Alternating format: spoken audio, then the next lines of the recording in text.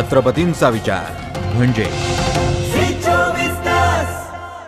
गुंडेशाही कोणी केली आणि दंगा करण्याचा प्रयत्न जर कोणी केला तर उद्धव ठाकरेचे गुंड्यांनी केले।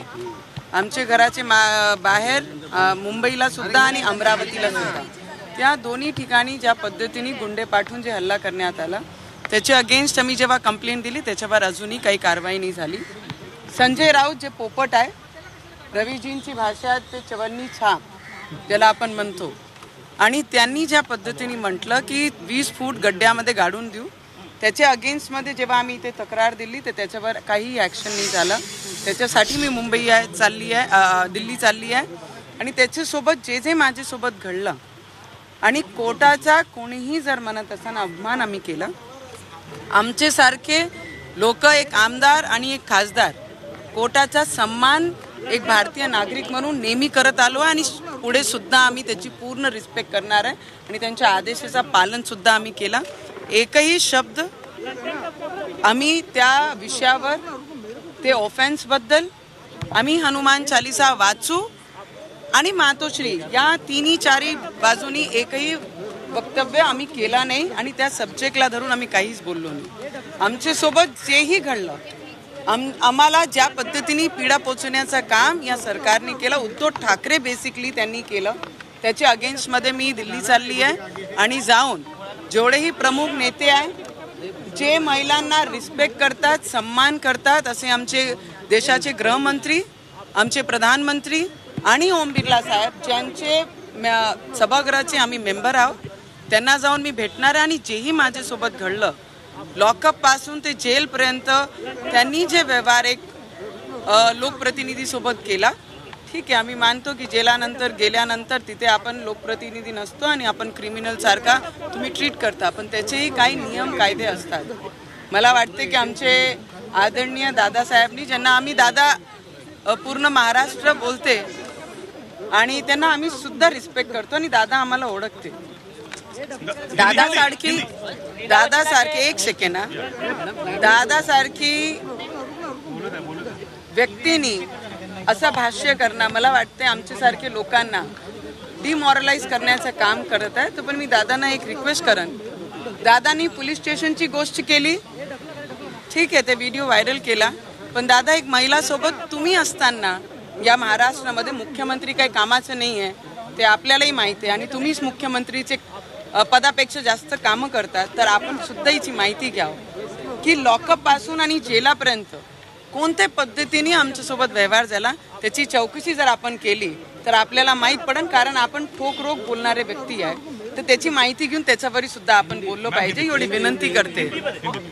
आज मैं दिल्ली जाने वाली हूँ और दिल्ली जाके पहले तो मैं बार बार यही कह रही हूँ कि हमने कोर्ट का हमेशा सम्मान किया है और मैं करती आ रही हूँ, और ये भारतीय नागरिक होने के नाते हमारे इस देश में रहने वाला हर एक व्यक्ति कोर्ट का सम्मान करता है, उसी तरीके से हम भी करते हैं। Court has given special line orders कि वो सब्जेक्ट पर हम कोई भी बात नहीं करेंगे।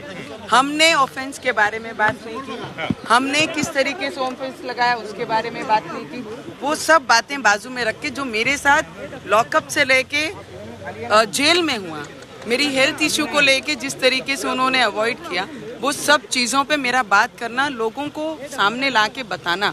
अगर एक लोक प्रतिनिधि के साथ में ऐसा हो सकता है तो एक आम पब्लिक के साथ में किस तरीके से व्यवहार होता है, ये मेरा बोलना बहुत ज़रूरी है। और एज ए लोक प्रतिनिधि ये संविधान ने मुझे अधिकार दिया है, मेरा अधिकार मुझसे किसी ने नहीं छीनना चाहिए। मैं आपको ये बताती हूँ कि दिल्ली जाकर मेरे देश के, हमारे देश के जो महिलाओं को रिस्पेक्ट करने वाले, जो महिलाओं के प्रति भावना रखने वाले, ऐसे हमारे देश के गृह मंत्री, हमारे देश के प्रधानमंत्री और हम जिस सभागृह के मेंबर हैं, ऐसे लोकसभा अध्यक्ष हमारे ओम बिरला साहब, इनको जाके जो चीज़ें मेरे साथ हुई हैं उनके अगेंस्ट कंप्लेंट देने वाली, क्योंकि महाराष्ट्र में मैंने कंप्लेंट दे के भी जिन्होंने खुलेआम गुंडे शाही के शब्दों में मुझे कहा कि इनको 20 फुट गाड़ देंगे और शमशान में इनके जलाने के लिए सामग्री भी पहुंचा दी गई है, तो मुझे लगता है इसके अगेंस्ट में दिल्ली जाके, जहां मेरा घर है, वो पुलिस स्टेशन जाके हम कंप्लेन करेंगे और जितनी भी चीज़ें लॉकअप से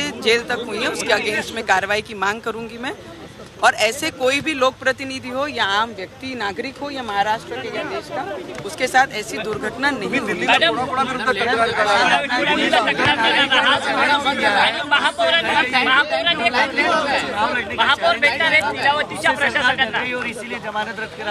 मुझे लगता है कि जो मैंने उनको चेतावनी दी है, किसी के नाम पे बैठकर खाना बहुत अच्छा है, पर खुद के हिम्मत पर खुद के पसीना निकाल के काम करने में बहुत अंतर है। महापौर लीलावती हॉस्पिटलला भेटला और जिस तरीके से उद्धव ठाकरे बहुत ज्ञान की बातें करते हैं, मुझे उनको एक प्रश्न है, बीजेपी के पीठ पे खंजर घोंपने वाले ने सिद्धांतों की बात नहीं करनी चाहिए। सिद्धांत उद्धव ठाकरे के साथ में नहीं, बाड़ा साहब के साथ थे। सिद्धांत बाड़ा साहब के साथ चले गए और उद्धव ठाकरे ने जिस तरीके से धोखा देके बीजेपी के पीठ में खंजर घोंपाए, उन्होंने हमको सिद्धांतों का ज्ञान नहीं देना चाहिए। सिद्धांतों का ज्ञान हम लेके चलते हैं, उन्होंने नहीं।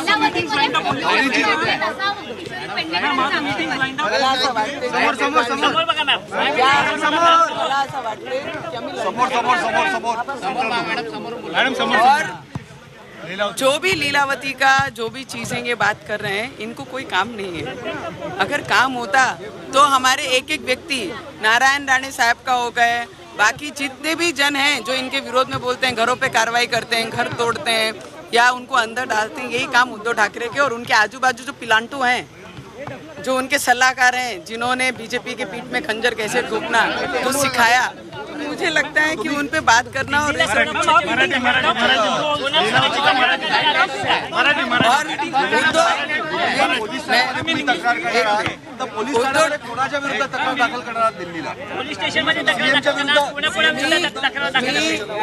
मैं एक चीज बता सकती हूँ कि 5 साल देवेंद्र साहब ने भी राज्य चलाया है।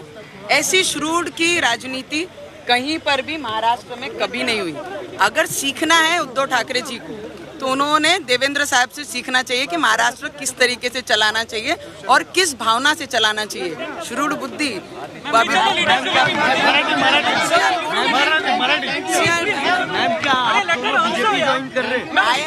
I'll tell you one thing. I'm going to go Delhi and meet all the leaders who respect women.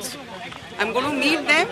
The respected HM, the respected Prime Minister of this India, the respected the Lok Sabha Speaker. I'm going to meet him and I'm going to tell him what happened from jail to the lockup, from lockup to the jail. I'm going to request him, and if he gives me time, I'm going to meet and give him all the details what happened with me as a female. I am the first female in Maharashtra who's gone to jail as a representative, and that too which subject I have gone to jail. That is my question. I'm going to go and ask him to inquire about this. Whatever happened with me, it is not justice, it is injustice. It has happened to me and to MLA.